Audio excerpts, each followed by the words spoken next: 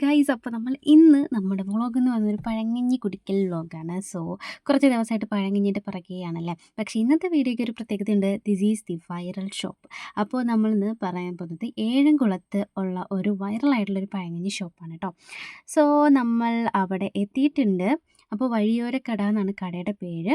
So നമ്മൾ നമ്മൾ 3 പേരും കൂടി ചേർത്താണ് പോയത്. അപ്പോൾ ഇതാണ് നമ്മുടെ പഴങ്കഞ്ഞിയുടെ ആ ഒരു പ്രസൻറ്റേഷൻ എന്ന് പറഞ്ഞ ഒരു ചട്ടിക്കകത്ത് പഴങ്കഞ്ഞി, നമ്മുടെ കപ്പ, കുറച്ച് രസം, തൈര്, പിന്നെ ഉണ്ടമുളക്. ഈ ഉണ്ടമുളക് കണ്ടപ്പോഴേ എനിക്ക് പഴങ്കഞ്ഞിയുടെ ആ ഒരു എഫക്റ്റ് വരണമെന്നുണ്ടെങ്കിൽ എനിക്ക് ആ ഉണ്ടമുളക് കാണണം കേട്ടോ. സോ ഉണ്ടമുളക് കണ്ടപ്പോഴേ ഞാൻ ഭയങ്കര ഹാപ്പി ആയിട്ടുണ്ടായിരുന്നു. നിങ്ങളുടെ നാട്ടിൽ എന്താ പറയുന്നത് എനിക്കറിയില്ല. പിന്നെ നമ്മുടെ ഉണക്കമുളക് വറുത്തതും ഉണ്ടായിരുന്നു കേട്ടോ കൂടെ. അപ്പോൾ അതിൻ്റെ ഞെട്ടും കാര്യങ്ങളൊക്കെ എടുത്ത് കളഞ്ഞിട്ട് ഞാൻ അതിൽ കുറച്ച് ഉപ്പൊക്കെ ഇട്ടിട്ടൊന്ന് മിക്സ് ചെയ്തെടുക്കുന്നുണ്ടായിരുന്നു.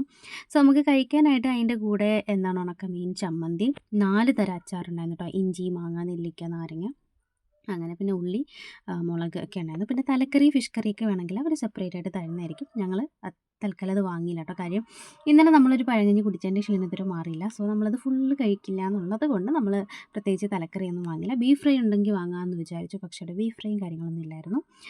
സോ ഞാൻ അവിടെ ഇരുന്ന് പഴങ്കഞ്ഞി കുടിക്കുന്ന വീഡിയോസ് അവരെന്നെ എടുക്കുന്നുണ്ടായിരുന്നു, ട്രോളുന്നുണ്ടായിരുന്നു. ബട്ട് ഗായ്സ് നല്ല അടിപൊളി ടേസ്റ്റും കാര്യങ്ങളും ഉണ്ടായിരുന്നു കേട്ടോ. സോ വീഡിയോയിൽ കണ്ടതുപോലെ തന്നെ 60 രൂപയായിരുന്നു റേറ്റ്. വൈറൽ വീഡിയോ ഞാൻ കണ്ടിട്ടുണ്ടായിരുന്നു കേട്ടോ. സോ റേറ്റും കാര്യങ്ങളും ഓക്കെയാണ്, നല്ല അഫോർഡബിൾ ആണ്. നമുക്കത് ഒരാൾക്ക് ഫുള്ള് കഴിക്കാനായിട്ട് പറ്റില്ല, അത്രയും നല്ല ക്വാണ്ടിറ്റിയിലുണ്ടായിരുന്നു. സോ ഓവറോൾ നല്ലൊരു അറ്റ്മോസ്ഫിയറും കാര്യങ്ങളൊക്കെ ആയിരുന്നു. ആ ഒരു പഴങ്കഞ്ഞി കടിച്ചിട്ട് ആ മുളകും കടിക്കണം കേട്ടോ, അപ്പോഴാണ് അതിൻ്റെ ഒരു കിടിലൻ ടേസ്റ്റ് വരിക. അപ്പോൾ ബൈ.